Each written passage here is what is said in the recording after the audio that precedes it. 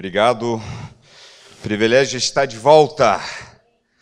Essa é a nossa última vez por agora, mas se Deus quiser, não a última antes de estarmos juntos no céu. Fica o meu convite, se vocês estiverem indo em Curitiba fazer alguma visita, visita a gente lá, né? Que agora é minha cidade. Vocês ouviram aquele apelido que Curitiba ganhou de ser chamada República de Curitiba? Lembram disso aí? Não? Quem lembra? Então, aí eu extrapolei em cima do nome República de Curitiba, eu falei, então tá, quem é da República de Curitiba? Aí eu pensei, bem, eu acho que é válido dizer quem renovou, como veio a República de Curitiba por causa da questão da Lava Jato e os processos no âmbito federal, aí eu pensei assim, então acho que quem poderia dizer que é da República de Curitiba é quem renovou um documento federal lá, tipo passaporte. Como eu renovei meu passaporte agora lá em Curitiba, então eu sou da República de Curitiba, né? E são bem-vindos a visitar fora do âmbito da Lava Jato e sim no âmbito do Reino de Deus, tá? Você nem queira ir dentro da Lava Jato, né? Então, você fazendo a visita lá, será bem-vindo. Somos agora amigos e irmãos juntos no Senhor. Se Deus quiser, vamos poder ser bênção na vida um do outro. Bem, eu quero ensinar a palavra. Eu quero que a gente possa receber algo do Senhor que tem queimado no meu coração e é de extrema importância para a gente ver o mover de Deus hoje na igreja como Ele quer, o que nós vamos aprender hoje à noite. E nós vamos estudar sobre oração de clamor, tá? Eu vou te falar que o Espírito Santo me trouxe uma atenção para o conceito de clamor na palavra e foi muito fascinante que eu vi a quantidade de vezes que se fala desse assunto desde o Velho Testamento até o Novo Testamento. O problema de oração, para muitos, é que acaba sendo uma prece. O problema de prece é que dá a entender de meio que repetições, às vezes vãs repetições. Parece que oração toma facilmente um âmbito e um estilo muito religioso, né? Eu não sei se você já reparou a tendência de oração, se a gente não tomar cuidado, ele vira uma coisa de rotina, de ritual, né? De repetições apenas, e algo que é meio mecânico e feito, às vezes, com um espírito apenas religioso. Tipo, não sei se você já reparou, mas tem gente que acredita que para você estar orando com unção, você precisa colocar um certo tom de voz, né? Alguém já reparou isso? O tom de voz da pessoa que vai orar muda quando ele vai orar. Então, um jovem está falando com os amigos, pessoal, tudo bem, que bom te ver, né? E tem uma voz um pouco mais aguda. Aí ele vai orar, está na hora de orar, e aí ele, falando antes, né? Tudo bem, cara, que legal e tal. Aí ele vai orar ali, meu Deus que está no céu, tu sabes todas as coisas. Ele quase estraga a corda vocal por jogar tão grave, porque isso vai abrir mais, parece que assim, presença de Deus e unção se ele ora assim. E eu sempre reparei esse negócio também de achar que o português da época de João Ferreira de Almeida é que Deus mais ouve, né? Então, você começa a orar e você instantaneamente vai para um linguajar de português antigo, meio clássico. Então, tu sabes, meu Deus, aleluia, né? E na minha infância, eu vi, tipo assim, eu fui criado na igreja pentecostal e alguns começavam a entrar numa linha de fazer as coisas também por achar que certas formas de usar a voz atrair a presença de Deus. Tipo, se você queria pedir de Deus para ser batizado no Espírito Santo, alguém aqui já ouviu falar de ser batizado no Espírito Santo? Amém, com certeza. A pergunta foi basicamente retórica, que eu sei que aqui essa igreja, né, entende bem do mover e presença do Espírito Santo. Então, quando na minha infância, eu comecei a querer ser batizado no Espírito Santo. eu ia na frente naquelas horas de apelo para buscar a Deus, e a gritaria era doida, né? Bem alto, barulhento, né? Parece que quanto mais barulho tivesse, mais Deus ia ouvir. Diz que um bêbado estava passando na frente da porta da igreja pentecostal, ouviu o pessoal em oração, berrando, gritando, né, e tal, e ele perguntou ao diácono na porta, ele falou, o que está acontecendo ali dentro, que está todo mundo, né, berrando e gritando assim? E ele falou assim, é que Deus está operando. E o bêbado falou, ele não usa anestesia não, porque parece que estão com muita dor, né? Lá dentro, berrando. Então, eu estou lá na frente, eu me lembro, criança, querendo ser batizado no Espírito Santo, e um obreiro vem, e ele tem que gritar no meu ouvido, para ser ouvido, porque é tão barulhento, e ele grita no meu ouvido com tudo. O que você quer? Receber de Deus hoje é noite! E eu, quero ser batizado no Espírito Santo. Ele falou, não fala assim, não fala assim. Tem que falar, eu quero, aí eu quero ser batizado no Espírito Santo e fogo. Aí eu falei, e fogo! Ele falou, glória a Deus, né? Então você não podia falar batizado no Espírito Santo, tinha que ser batizado no Espírito Santo e fogo! Aleluia! Ninguém nunca reparou essas coisas? Aí na minha infância eu ouço falar, o pessoal fala, fulana é uma guerreira de oração, mas ela é uma grande guerreira de oração, porque ela tem calo no joelho. E eu não entendi o que calo no joelho tem a ver em ser uma grande mulher de oração. Aí depois eu fiquei pensando, entendi, é porque ela fica de joelho um monte. Aí eu quero que você me mostre a passagem bíblica que diz que quanto mais calo no joelho você tem, mais unção na oração você tem. Né? Está no livro de Ezequias, capítulo 4, versículo 3. Vocês conhecem o livro de Ezequias, capítulo 4, versículo 3? Quem conhece? Alguém pode abrir para mim agora? É porque não existe, né? É uma daquelas pegadinhas, parece que existe, mas não existe. Mas é exatamente onde está escrito que quanto mais calo no joelho, mais Deus vai te ouvir em oração. E parece que os métodos na oração, o pessoal começaram a achar que ia liberar a mão de Deus. Então, eu naquela busca de ser batizado no Espírito Santo, eu me lembro que um obreiro, eu fui várias vezes.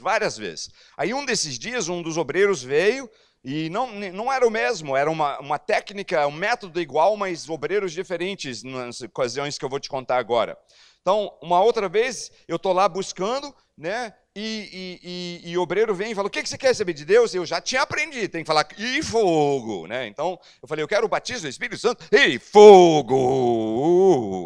Aí o cara, amém, receba agora, libera agora, aleluia. Seja reverente e libera. E eu estou assim, o quê? Seja o quê? Eu sou uma criança, assim, reverente. Aí na hora que ele fala seja reverente, eu estou lá de joelhos, ele pega minhas duas mãos, puxa para cima, né? Imagina a criança aqui, o cara com as mãos, e ele começa a me puxar. Assim. Ele fala, libera, seja reverente, libera. Eu estou assim, eu não sei, mas eu estou tentando. Né? Eu fui embora aquela noite, sabe o que eu recebi? Dores nos ombros e braços, só. De tanto ser puxado. Aí outro dia eu vou lá na frente, o obreiro, cena muito similar. O que você quer saber de Deus? Eu quero o batismo do Espírito Santo e fogo! Ele fala, libera agora que vai sair de você. Aí ele começou a me dar tapas nas costas. Pum! Tumba! E eu, uma criança sendo batida ali, era quase violência infantil, né? Ele está me batendo, eu estou assim, e ele libera, agora eu quero liberar logo para você parar de me bater, mas eu não sei, né? E eu não...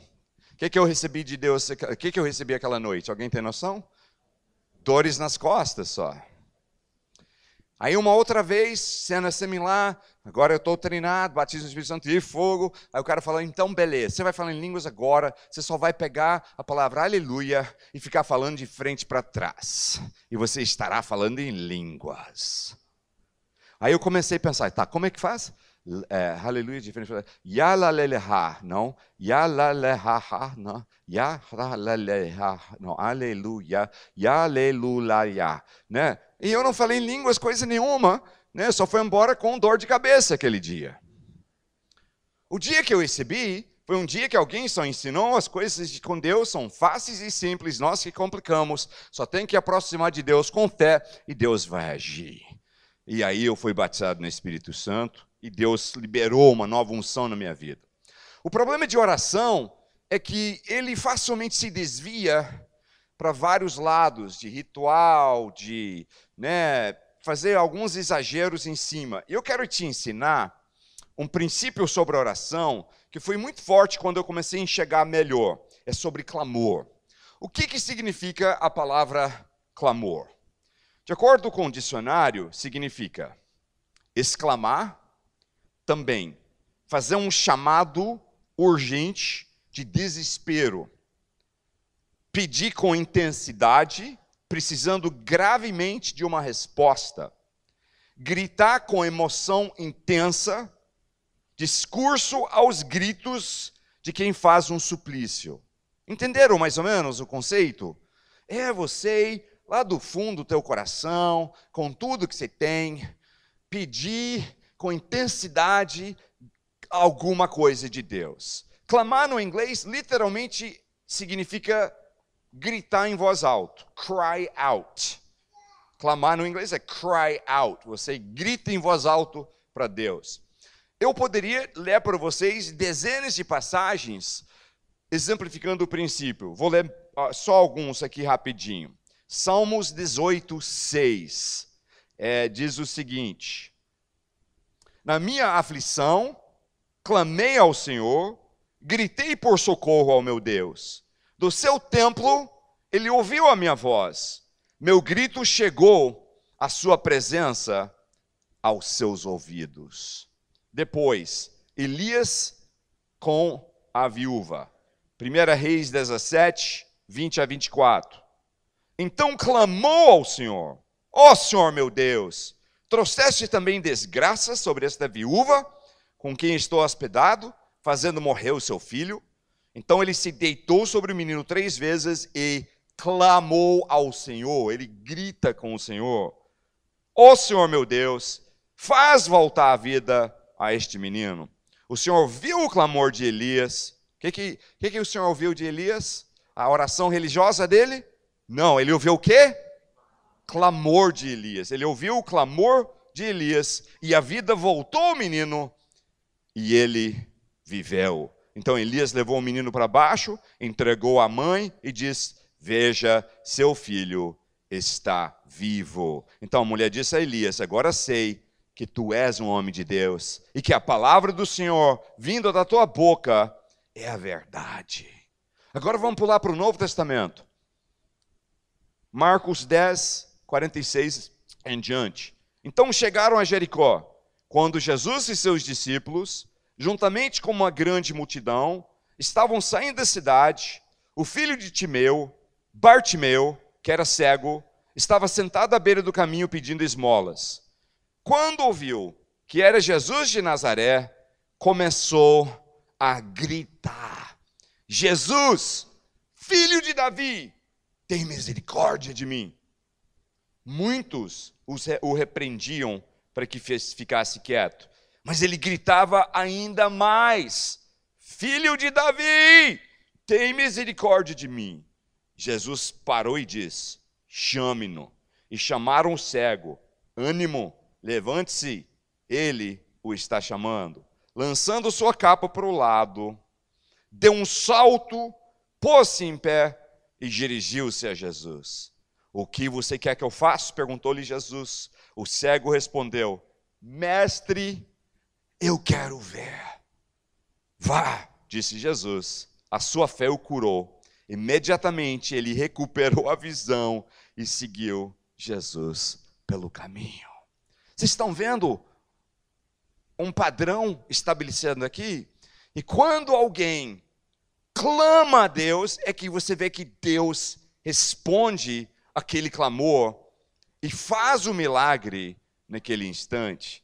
Depois, por último, Jesus ensinou esse princípio de forma extremamente clara e objetiva em Lucas capítulo 18. Agora, essa passagem eu quero que todo mundo abra com sua Bíblia conosco. Lucas capítulo 18, versículo 1 em diante. Eu quero te desafiar depois a fazer um estudo essa semana em cima dessa passagem de Lucas 18.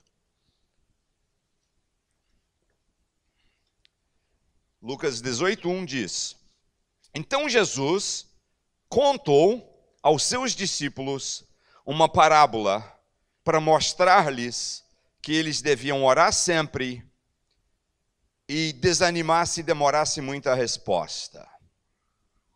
A minha versão está diferente da sua? Então deixa eu voltar. Então Jesus contou aos seus discípulos uma parábola para mostrar-lhes que eles deviam orar quando fosse conveniente e só desanimar se demorasse a resposta. Estou lendo errado? Espera aí, vamos consertar aqui. Então Jesus contou aos seus discípulos uma parábola para mostrar-lhes que eles deviam orar sempre. Todo mundo fala orar sempre. Agora fala sempre mais 3 vezes. Sempre é quando? Exatamente. É uma coisa absoluta, sempre, em toda hora, tempo todo, não quando for conveniente. Ele ensinou a parábola para eles aprenderem a orar sempre e desanimar se ficar difícil, não. Desanimar quando? Fala de novo, nunca. Quando é nunca? Simples, a gente que complica as coisas. Versículo 2, ele diz: Em certa cidade havia um juiz que não temia a Deus, nem se importava com os homens. E havia naquela cidade uma viúva que se dirigia continuamente a ele, suplicando-lhe: Faz-me justiça contra o meu adversário. Por algum tempo ele se recusou, mas finalmente disse a si mesmo: Embora eu não tema a Deus, e nem me importe com os homens, esta viúva está me aborrecendo. Vou fazer-lhe justiça para que ela não venha mais me importunar. E o Senhor continuou: Ouçam o que diz o juiz injusto. Acaso Deus não fará justiça aos seus escolhidos que o que a ele dia e noite? O quê? Clamam de novo, em essa passagem Jesus agora cita a questão de clamar, que clamam a ele dia e noite, continuará fazendo-os esperar. Eu digo a vocês, ele lhes fará justiça e depressa. Essa parábola então Jesus, diferente de muitas, em que ele deixa para acharem a interpretação depois, ele já explicou o motivo. Vou contar uma parábola para te ensinar qual o princípio, para você aprender a orar sempre e nunca desanimar. Isso não é o jeito que a maioria de nós oramos, tá? A maioria de nós oramos às vezes e desanimamos depois de um tempo. Jesus diz: eu estou te ensinando agora a orar sempre e nunca desanimar. A história explica um princípio e no final ele relaciona que ele está falando sobre a oração de clamor. De novo, estamos vendo esse princípio forte. Então vamos para a história. Na parábola, cada principal parte representa algo. Então a viúva na história representa quem? Alguém tem noção? Representa você e eu, tá? Nós estamos no lugar da viúva. Porque ele está dizendo a vocês, a gente deve clamar, aprender a não desanimar, orar sempre. Então, nós estamos representando a viúva na história. Tá certo ou eu estou distorcendo? Nós somos a viúva, então, né? Ok. O que a viúva pede de Deus? Do juiz. Ela pede do juiz o quê? Justiça. Em termos espirituais, o que representa isso? Eu vou te explicar. Pedir justiça do juiz é pedir algo a nível espiritual em oração que você tem direito de pedir, que Deus já te deu esse direito. Então, pedir justiça é pedir algo que a lei diz que você tem direito de pedir e você pede, está pedindo justiça. Em oração, o que é o paralelo de justiça é você pedir algo que a palavra de Deus já te prometeu que você tem direito de pedir. Deus já te disse: eu quero fazer isso por você, você tem esse direito, e agora você vai em oração e pede ele o que ele já te prometeu. Isso é pedir algo que seja igual justiça aqui na história. Por último, o juiz representa quem? Quem? Deus. Por mais que tenha um contraste. Mas isso era uma questão cultural. Eles às vezes usavam o oposto para exemplificar algo. Então ele põe um juiz, né, que não teme a Deus, um juiz que não é justo, mas esse juiz na história está representando Deus de fato. Agora, o contexto dá a entender que a viúva é pobre. Por quê? Porque não tem ninguém com ela. É ela e o juiz. E uma mulher influente teria outras pessoas, né, para ajudar ela a resolver o caso. Ela não tem, ela está sozinha, dá a entender que é uma mulher sem influência e pobre. O que ela usa então com o juiz para conseguir justiça? Eu vou imaginar um pouco, mas eu acho que eu estou dentro da integridade da história. Então imagina comigo uma coisa. O que a viúva consegue fazer? Porque a história já disse o que ela fez. Disse depois o juiz que a viúva está me aborrecendo. Palavra sinônima para aborrecendo é irritando, né? A viúva está me irritando.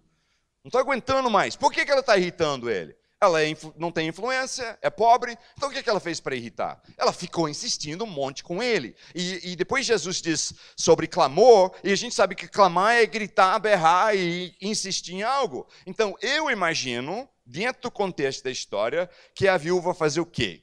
E ela descobriu onde morava o juiz, na minha percepção disso, na minha imaginação. E de manhã cedo, ela ia para a casa dele e ela descobriu qual janela era do quarto dele. E bem cedo de manhã, ela ia perto da janela dele. E agora imagina uma coisa, não sei se você reparou, mas um dos melhores momentos de sono da noite inteirinho é aquela última meia hora que você tem antes de acordar, né?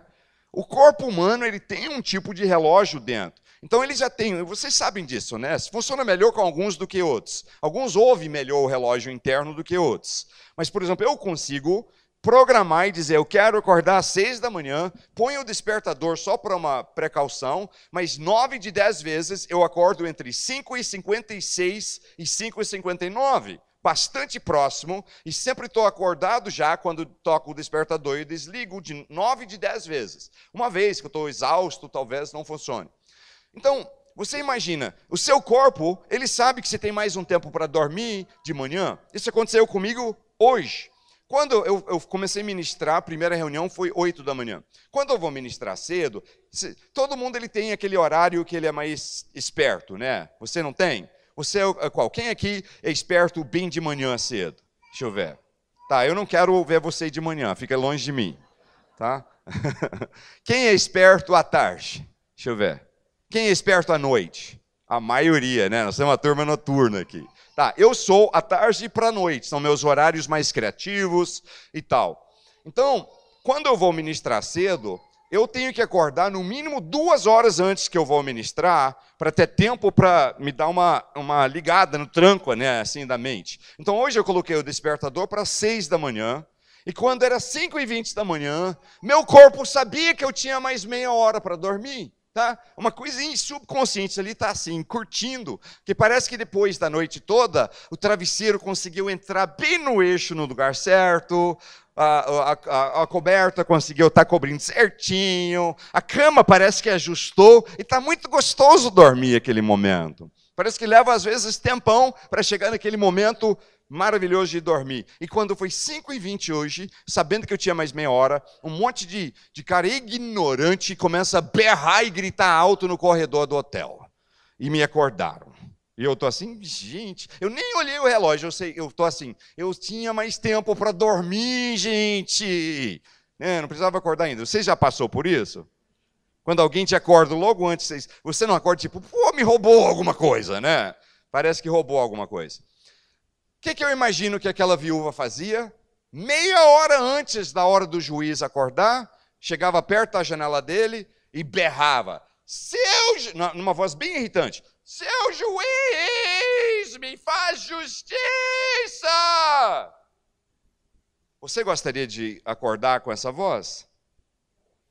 Agora, chega a hora do almoço, o juiz está lá no tribunal, e ele vai para o gabinete, e eles colocaram coisas para ele comer ali, E eles reclinavam a mesa naquela época. Então ele está reclinado ali, está começando a curtir um momentinho para descansar, não quero ouvir problema, um pouco, vou almoçar. Quem é que eu imagino que chegava lá fora, perto da janela do gabinete do juiz? Alguém tem noção? E o que a viúva fazia? Ela berrava, né? Seu juiz, me faz justiça! Não é isso?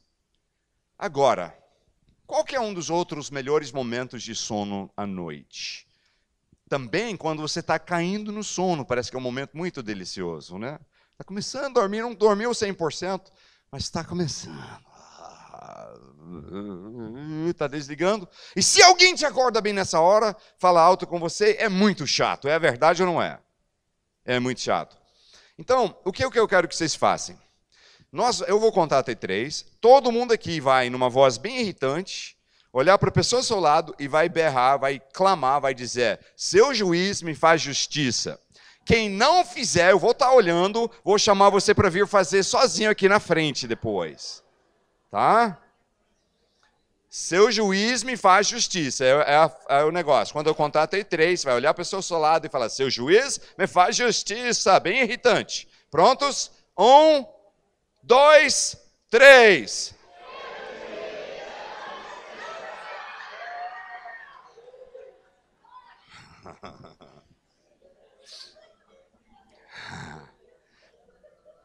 Quem acha que o seu parceiro foi o mais irritante de todos? Quase todos aí.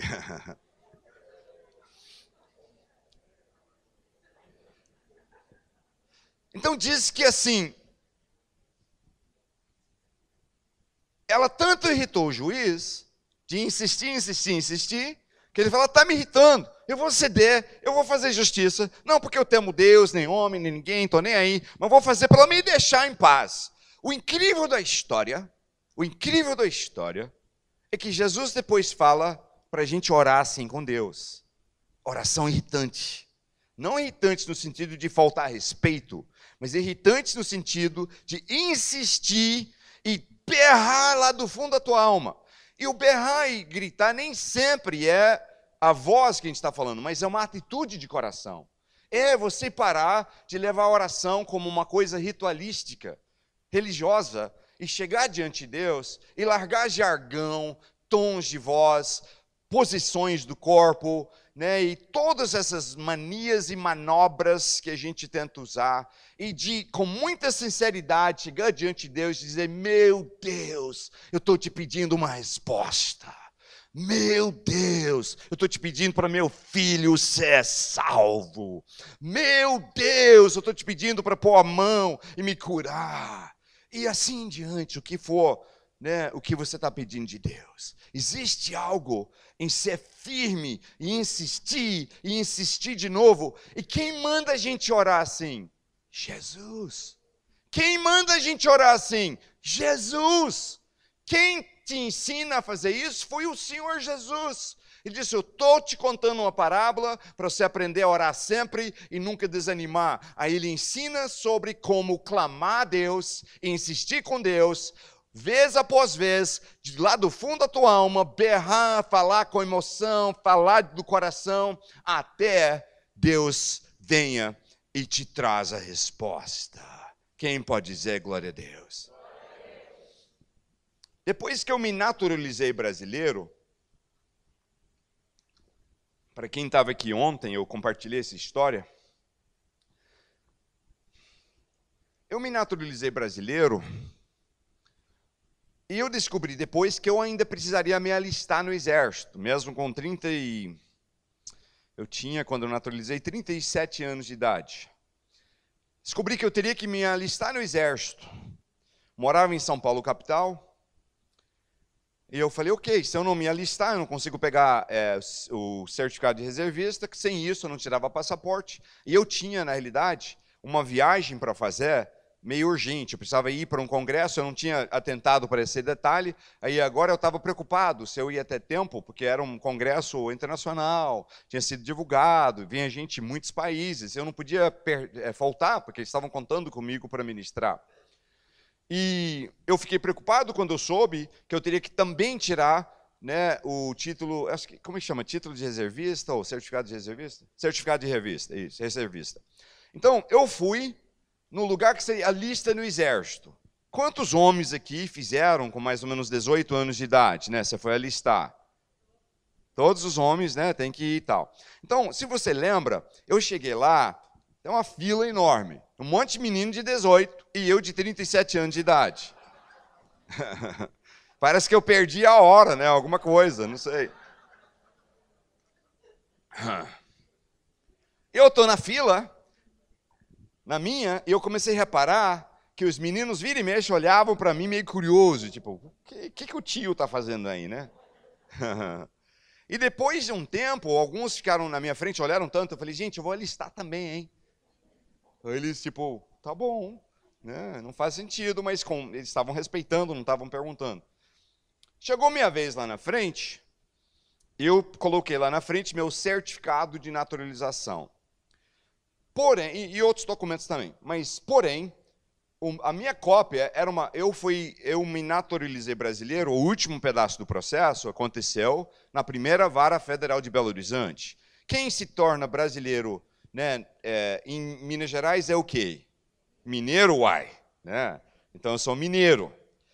E eu coloquei lá meu certificado de naturalização, só que eu tinha trazido uma cópia autenticada.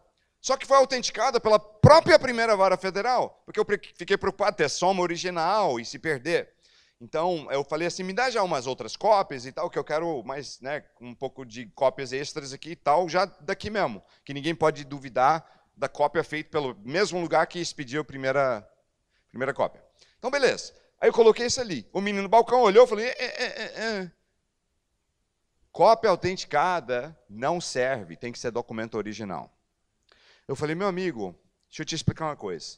Legalmente, isso aqui tem o mesmo valor que tem a cópia original. Vocês têm a obrigação de aceitar. Ele, não aceita não, não vale. E eu, vale sim. Alguém já lidou com burocrata, que você quer usar a palavra como palavrão? Né? Quando a pessoa quer de tudo fazer, você não conseguir resolver a coisa? Não, você tem que ir nele. Aí você vai nele e fala, não é nele, é lá nela. Aí você vai lá nela, fala, não é nele, não é comigo, é lá no início. Aí você volta e eles ficam te jogando e todo mundo achando porque não vai te resolver. E isso só aconteceu comigo? Não, né? E aí você começa a chamar o burocrata meio de palavrão, tipo, burocrata, né? Só eu que fiz isso? Alguém já usou, ficou com vontade de chamar de burocrata, né? Como palavrão, não, né? Só eu. Então... Tem burocrata bacana também. Se você é burocrata e você é uma pessoa bacana, te amamos. Né? Te amamos. Não estou falando com você. Depois alguém vem, pastor, eu sou burocrata e você me xingou aqui. Não é de você que eu estou falando. São aquele outro ruim, não você. E o burocrata ficou me falando que não servia. Serve sim, ele não, eu sim. Eu não fico com raiva e começo a gritar nessas situações, mas eu fui sendo firme, falei, desculpa, mas vale. Não vale, desculpa, mas vale, para, e foi e voltou. Eu falei, deixa eu falar com o seu chefe. Aí ele chama o chefe dele. Aí vem o chefe dos burocratas. E tivemos a mesma conversa, ele falou, não vale. Eu falei, mas vale sim, senhor. Ele, não vale, eu vale sim, vale não, vale sim, vale não.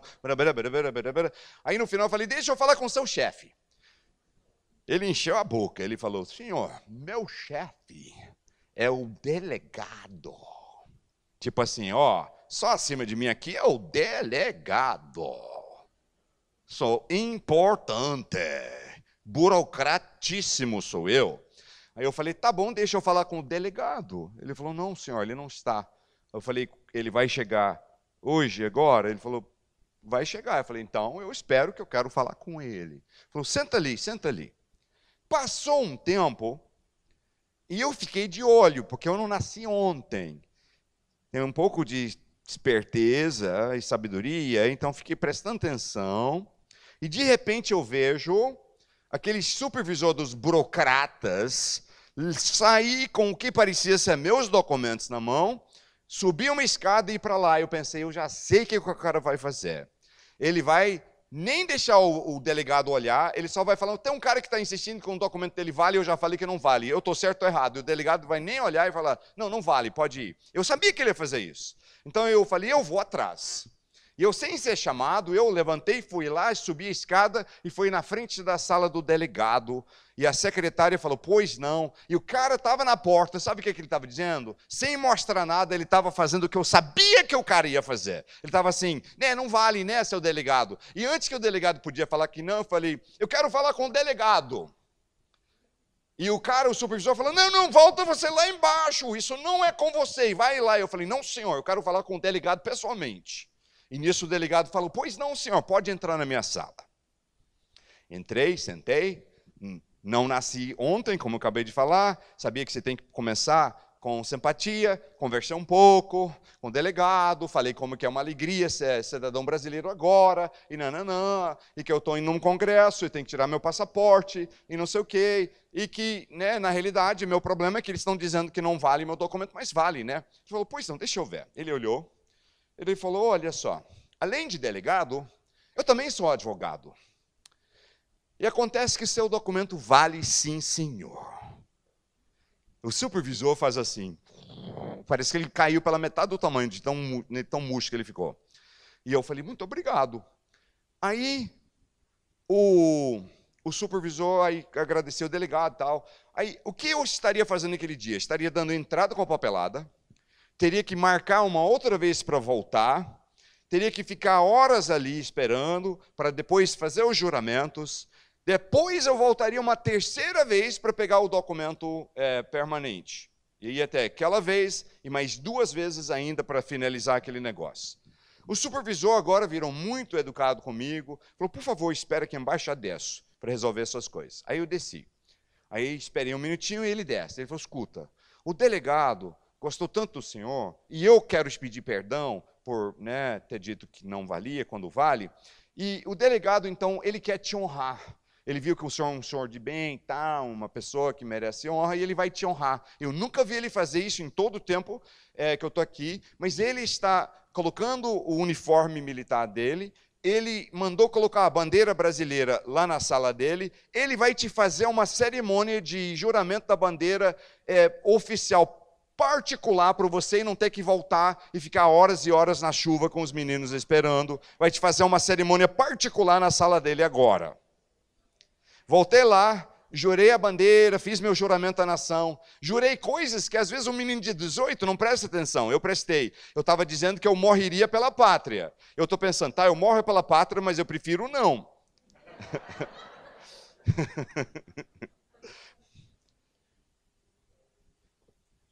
Agradeci o delegado pela honra que ele me prestou, agradeci o supervisor, terminamos, desci.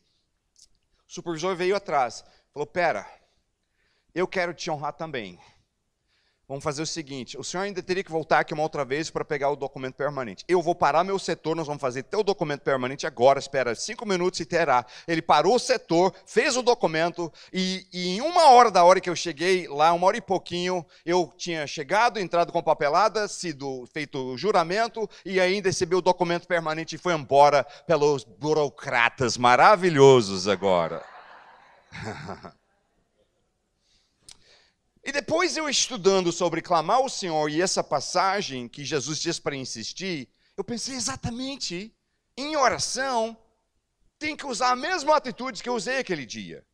De insistir, de dizer, é um direito, a lei diz, isso aqui vale sim, e tal. E eu fui, eu não ia aceitar não como resposta.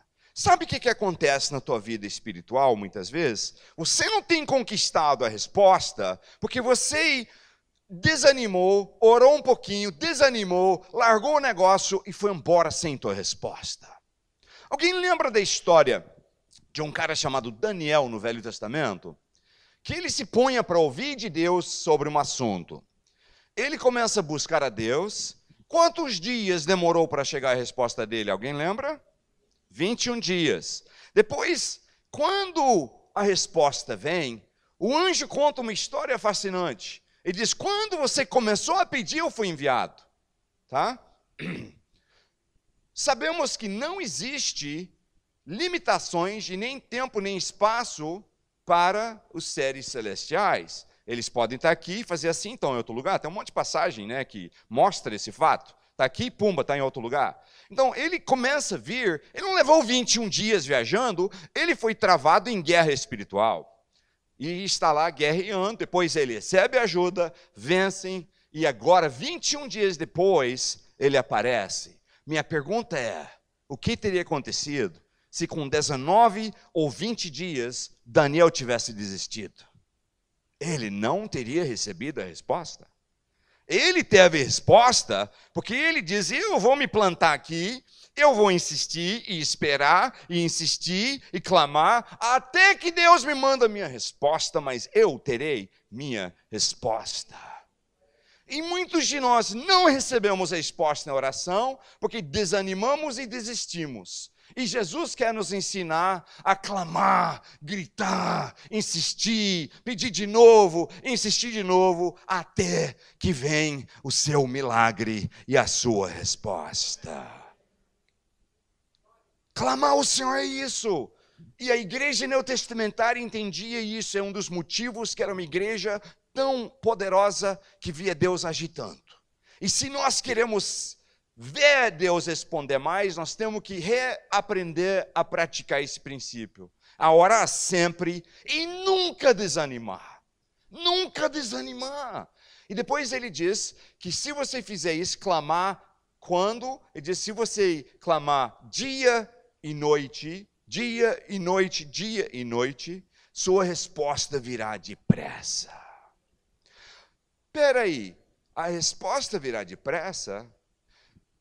Mas o contexto todo da história é que às vezes respostas demoram. Então não é uma discrepância? Não. Porque enquanto você está na busca, guerreando, clamando, pedindo a Deus, até ele virar e falar, agora sim. Porque Deus está se colocando no lugar, nessa história do juiz. A viúva irrita, insiste, aborrece, insiste. Ele fala, agora eu vou fazer porque ela está insistindo. Deus é assim com a gente.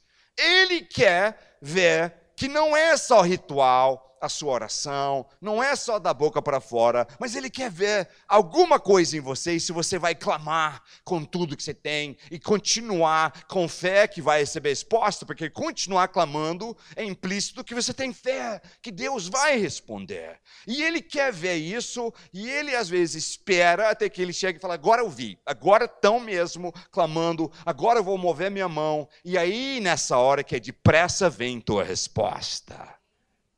Então não está em contradição. Às vezes demora até que você rompe a nível espiritual e naquele instante a resposta virá depressa na tua vida. Eu fiz uma citação bem rápida sobre o fato do meu avô, que morreu ano passado, ter recebido um coração novo. Quando ele tinha menos de 60 anos de idade, 50 e poucos. Ele teve 3 ataques cardíacos, destruiu o coração dele. O médico dele deu uma sentença de morte. Ele falou, pastor Mabry, vai para casa, põe as tuas coisas em ordem, porque o senhor vai partir. Acabou. Meu avô foi embora e falou, tá, o médico disse que eu vou morrer, mas a palavra diz que eu posso pedir cura e receber cura. Então eu vou ser curado e vou viver ainda para meu Deus. Graças a Deus que Ele fez, porque Ele foi um segundo pai para mim, um grande exemplo de integridade, de fidelidade com Deus e de fé no Senhor, e de alguém que via o poder de Deus agir. Ele foi, assim, bênção na minha vida. E se ele tivesse morrido ali, eu nunca teria memórias dele, porque eu acho que eu nem tinha nascido ou era um nenezinho quando isso aconteceu. E ele começou a clamar a Deus dia e noite. Antes dele morrer o ano passado, eu sentei com ele para pegar bem direitinho essa história e fiz ele me contar de novo, que eu tinha ouvido aqui e ali, mas eu queria pegar certinho. E ele me contou certinho. E ele falou que ele estava com muita dor, porque o coração estava destruído e qualquer coisa ele ia partir. Que o coração dele não estava basicamente sem esperança nenhuma. E ele começou a clamar, orar. Passou semanas, ele disse, à beira da morte. E um dia ele foi para a igreja da qual ele era o pastor, Tinha uns obreiros lá, ele virou para uma obreira e falou: ora para mim vocês, põe as mãos, que agora chegou a hora de eu receber minha cura. O depressa de Deus dele tinha chegado naquela hora, e a fé dele estava pronto para pegar e receber do Senhor, e ele vira e fala: agora serei curado. Oraram por ele, e naquele instante, Deus colocou no peito dele um coração zero bala.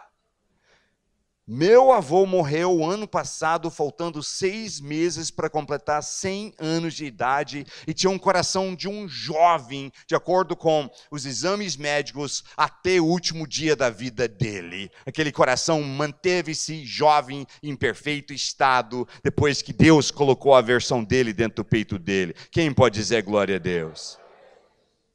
Oração com clamor é o que move a mão de Deus. Se a gente começar a resgatar esse princípio que Jesus estava ensinando, eu te digo que nós começaremos a ver glória de Deus derramado como nunca vimos. Veremos milagres, salvação, respostas e coisas de Deus acontecendo em nosso meio, mas Deus está nos chamando a parar de orar de forma ritualística, só por repetição, só por fazer, tratar a oração como se fosse praticamente um amuleto. Né? A gente, evangélico, trata a oração quase como católico trata fazer tchum, tchum, tchum, às vezes. Né? Que é uma coisa que você faz por ritual. Às vezes nós fazemos isso com oração. Tipo, você pede oração, você não tem um pingo de fé que vai ter respondido, você está fazendo só de praxe. Ora para mim e tal, em nome de Jesus. Amém. Obrigado. Tá. Não está esperando a resposta, não está fazendo aquilo com o coração mesmo. A gente faz muitas vezes apenas por fazer.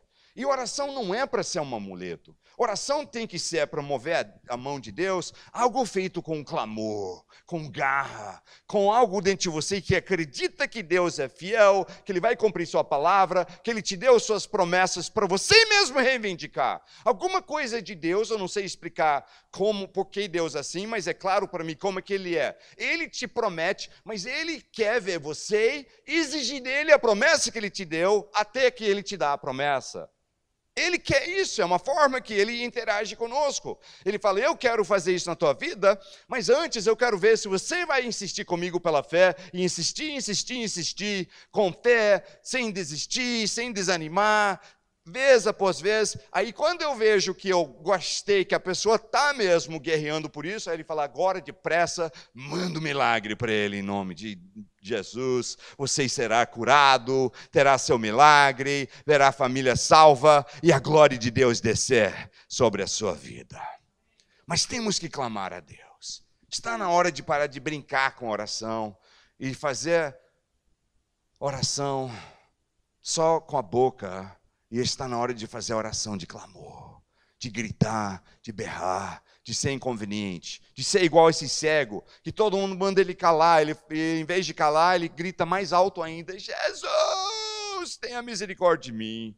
De ser igual, diz Elias, que clamou a Deus, e o filho da viúva volta a viver, porque ele clamou ao Senhor, ele reclama com Deus até, ele fala: Deus, o Senhor vai fazer um negócio desse? De forma nenhuma, eu te clamo, agora o Deus Altíssimo vem e levanta e traz de volta a vida esse menino agora. E aí ele deita sobre o menino levanta, ressurreto, naquele momento, por clamor. Clamar a Deus é o segredo que muitas vezes nós temos faltado para receber a resposta de orações. Quem está pronto a começar a clamar como nunca clamou na tua vida, com Deus para Ele agir a seu favor? Então vamos orar nesse instante com clamor. Nós vamos, quem quer clamar a Deus, você não vai só fazer aqui agora, porque diz aqui que tem de fazer sempre, dia e noite, sempre. Sempre não é a palavra, tipo, nem tem como você orar 24 horas por dia, não é nesse sentido. Sempre é de fazer com constância, um monte de vezes, né? Dia e noite. Você ora e depois daqui a um tempo você ora de novo, aí de noite antes de dormir você clama de novo, acordou para ir no banheiro de madrugada, clama a Deus de novo, levantou de manhã cedo, clama a Deus de novo, parou um intervalo no almoço, não dá para berrar ali porque está com os colegas, mas vai ali, fecha o banheiro e fala: Deus, eu estou te clamando, e clama de novo, e clama, sempre sem parar, sem desanimar, orar sempre e depressa Deus vai fazer o que você está pedindo e vai te trazer o milagre. Quem quer clamar a Deus, vamos ficar em pé e vamos clamar aqui hoje à noite. Vamos dizer, Deus, eu quero te clamar para agir. Nós vamos começar a orar com clamor. Então eu quero que você levanta a voz e fala com o coração, fala com emoção, fala com tudo que você tem, em voz alta. Não é hora de oração silenciosa. Tem momento para fazer oração silenciosa, hora de meditação. Tranquilo, não estou dizendo que não. Mas essa oração que nós vamos fazer agora é uma oração de clamor. Então quem está pronto a clamar aqui hoje à noite? Então vamos começar. Começa a pedir a Deus e clamar o nome dEle nessa noite. Começa a orar agora. Pai, em nome de Jesus, nós estamos aqui agora clamando o Seu nome. Clamando o Seu nome para a nação brasileira que está sofrendo tanto, está em dias muito perigosos, com possibilidade de ir para abismos sem a Tua mão e Seu mover. Nós sabemos que, infelizmente, muitos líderes da igreja e pastores venderam tuas almas por coisas, mas tem um monte que ainda foram fiéis, honestos e íntegros e se mantiveram puros diante de ti. Use esse momento, Senhor, para trazer de volta pureza à sua igreja, para trazer de volta quebrantamento, para tirar o orgulho e a arrogância do homem que entrou na igreja e nos traz de volta um momento de pureza diante de Ti, de integridade diante de Ti. Nós te clamamos pela nação, para a gente ainda ser a nação que vai tocar o mundo com missionários, que vai ser a nação que ainda vai fazer diferença e vai abençoar muitas outras nações, que essa nação ainda vai ser o que o Senhor quer que seja. Mesmo que parece que desviou a igreja da rota, o Senhor traz de volta e move grandemente. Nós te clamamos, Senhor. Nós clamamos agora pelos amados e queridos das pessoas aqui que não são salvos, que têm coração duro. Clamamos, Senhor, por salvação nas famílias. A palavra diz que será salvo tu e tua casa, tu e tua família. Nós oramos e clamamos a Ti pelas famílias. Salve, Senhor. Eu tenho sobrinhos afastados de Ti. Eu clamo por eles, Senhor. Traz eles de volta. Traz eles aos Seus pés. Eu te clamo pela vida deles, Senhor. Eu te clamo pelo trabalho que estamos levantando em Curitiba. Que o Senhor faça proezas e maravilhas. Eu te clamo por esse ministério aqui em Campinas e região. Que o Senhor faça coisas tremendas nesse lugar. Que o Senhor manda um novo mover. Manda milagres, manda seu sobrenatural e faz coisas que o homem não consegue fazer nesse ministério.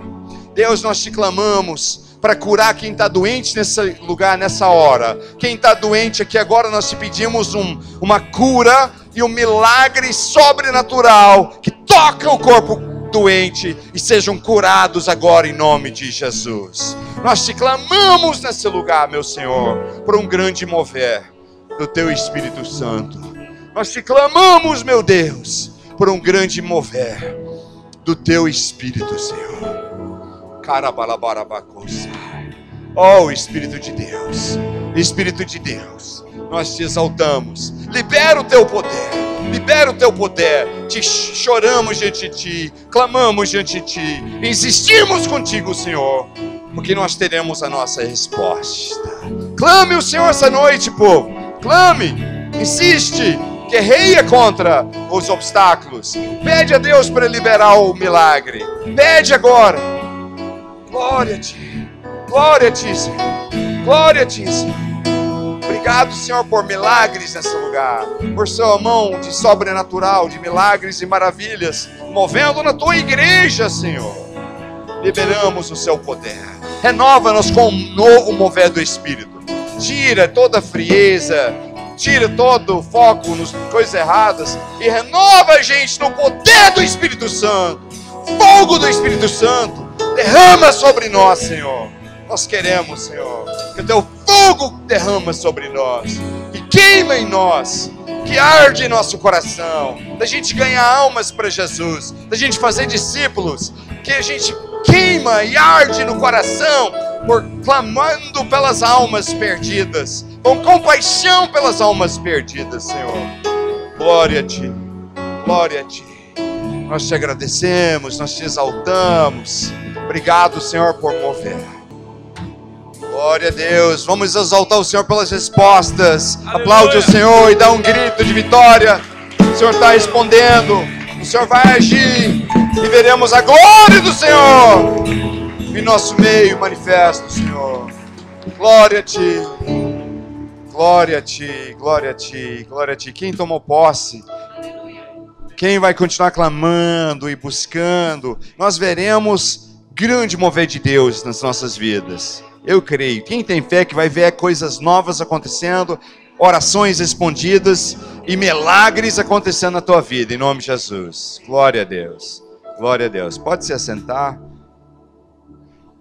Que nós levamos esse princípio para a nossa vida hoje, antes de dormir, que você clame o Senhor, e amanhã de manhã, e essa semana, e você vai começar a ver coisas acontecendo no mundo espiritual, porque Deus se agrada com clamor dos seus servos, em nome de Jesus. Foram abençoados hoje à noite? Glória a Deus. Privilégio ter tido a oportunidade, né, de estar aqui ensinando a palavra, e quero pedir oração, né? Eu tenho estado numa guerra espiritual. O último ano nós levamos uma equipe para Curitiba, estamos preparando agora para levantar um ministério que vai impactar muitas vidas, implantando uma nova igreja sede que depois vai abrir mais igrejas através dela, um seminário e tudo mais. E o inimigo está bravo, né? Você sabe que o inimigo é diferente de Deus. Deus tem poder ilimitado, o inimigo tem poder limitado. Só de anjos, né, caídos ele tem 1 e Deus tem 2, né? Caiu 1/3 deles e ficaram com Deus 2/3. E o poder de Deus é limitado. Como o Satanás tem limite no seu poder, se ele vê alguma coisa que assusta ele, que é um ponto que ele vê perigo, ele taca as balas, um monte de munição ali. E ele tem estado fazendo isso comigo. Esse último, mais ou menos, ano, eu tive tantas vezes que eu quase morri nesse último ano que eu perdi a conta quase. Assim, 2 vezes eu estava de passageiro num carro que fomos batidos por trás. Eu quebrei anos atrás meu pescoço num acidente missionária, voltando de uma tribo de índios. E eu tenho um ponto fraco, estou até construindo a musculatura, orando a Deus para cura no meu corpo, mas é um ponto fraco. E 2 vezes eu, como passageiro, bateram por trás para dar aquele efeito de chicote que poderia me matar. Aí depois tivemos meu carro roubado quando meu pai estava nele, armado, levaram e não voltou o carro. Depois tivemos 5 bandidos armados entraram na minha casa e quase me mataram. Alguns meses atrás, eles tinham na cabeça que eu tinha dinheiro guardado lá, eu não tinha. E eles começaram a me ameaçar e tal. Aí eu sou calmo, fui respondendo, preguei para eles, né? Falei de Jesus para eles e perguntei ao chefe se ele queria oração. Ele falou: depois você ora, agora não. Aí uma hora um deles falou que ia me torturar até eu falar, que ele ia pegar uma faca na cozinha e começar a cortar fora meus dedos até eu falar. Não, aí ele desceu para pegar a faca e eu sentado, eu pulei da poltrona. E o quem estava lá começou a berrar e tal, eu falei: eu vou te matar. O outro voltou correndo da cozinha, nem deu tempo de pegar a faca, e os 2 que estavam lá no meu quarto, com a revólver na minha cabeça, berrando: você quer morrer? E eu olhei para os revólveres e falei: eu não quero morrer, mas ninguém vai cortar meus dedos também, então vocês que sabem, né? Aí eles quase me balearam naquela hora, aí começaram a me bater e chutar para tentar fazer eu cair no chão, e eu fiquei normal, só olhando para eles, tipo, né, isso não vai funcionar, né? Deus me deu um pouco de firmeza assim, né, para resistir, né, essas coisas. E aí o principal, ele falou: não, deita aí que não vamos te fazer mal. Aí eu deitei, e depois no final ele falou: você é um homem de Deus de verdade, nós vamos embora aqui sem levar suas coisas e sem te fazer mal nenhum. Você é um pastor de verdade, você é um homem de Deus. E foram embora. Mas assim, Deus colocou a mão ali. Aí 2 meses atrás, eu estou dirigindo o carro, eu tive que parar para um carro parar na minha frente, e um carro vinha com tudo e destrói meu carro, perda total, me batendo por trás e quase me mata de novo com efeito chicote. Aí depois, 2 semanas atrás, um carro desvia da sua faixa na contramão e me bate de frente e quase me mata de novo por efeito chicote. E dessa vez queimou o braço, queimaduras de 2º grau e tal. E aí depois da última vez que eu falei assim, isso não é normal. Né? Tanta coisa. Eu falei, o diabo está tentando me matar. Eu falei, nós vamos orar e clamar e vamos expulsar esse diabo da frente, porque nós vamos levantar um novo trabalho que vai sacudir e tocar muita gente para o Senhor Jesus. Quem poderá estar clamando o nome do Senhor por mim e por esse trabalho em nome de Jesus? O inimigo vai ter que fugir de nós, porque vamos chutá-lo e esmagar a sua cabeça, e ele terá que fugir da nossa frente. Em nome de Jesus.